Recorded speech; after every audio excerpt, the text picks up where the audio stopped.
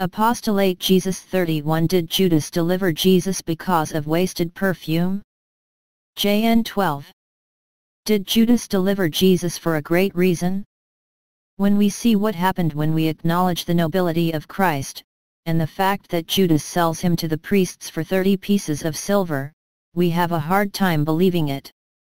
Judas has to have a much more noble motive, and to find answers one begins to read the Gospel of Judas, a Gnostic Gospel that dates back to the 4th century after JC, in which we find that Jesus would have asked Judas his friend to deliver him so that his body of flesh, mortal, could disappear and finally enter the celestial kingdom.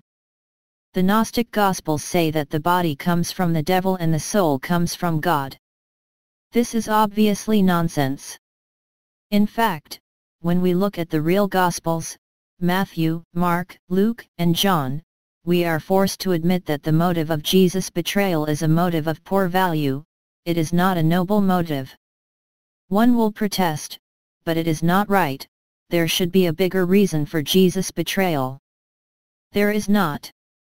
Have a look at our own betrayals and their reasons: selfish sex, selfish glory, selfish money. In Judas' case, money has a very important part, and we can see it during the anointing in Bethany. Money is the reason that makes him start to disapprove Jesus in the secret of his heart. He says to Jesus, in John 12, "Why was this ointment not sold for 300 denarii and given to the poor?" At that time 300 denarii worth a year of salary.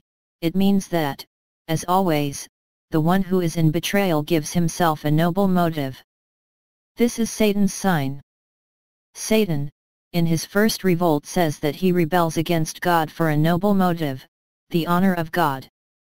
In Satan's point of view, because God is a spirit, he cannot give primacy in paradise to miserable, humble people, poor people, like the Virgin Mary, who will be created much later on. Judas is obviously not going to say, "I would have taken a share for me." He said, "We would have given the money to the poor. We would have applied your message." Cause of fraternal charity. How do we recognize the sign of Satan? Because appearances are kept up, when the substance is already rotten. Whenever in the church, someone decides to stand up for the poor, and therefore, to despise those who stand up for Christ, which is nonsense, because Christ came for the poor. We cannot separate love for God and love for our neighbor. Whenever it happens, then, the one who stands for the poor, especially when he has responsibilities in the church, compromises with truth, damaging the contemplative reputation of the one who prays and is close to Christ. Lie and bashing are Satan's sign. The correlation between the love of God and the love of the neighbor is obvious and comes naturally. It does not make sense to separate one from the other, because they coexist perfectly, in a system of communicating vessels.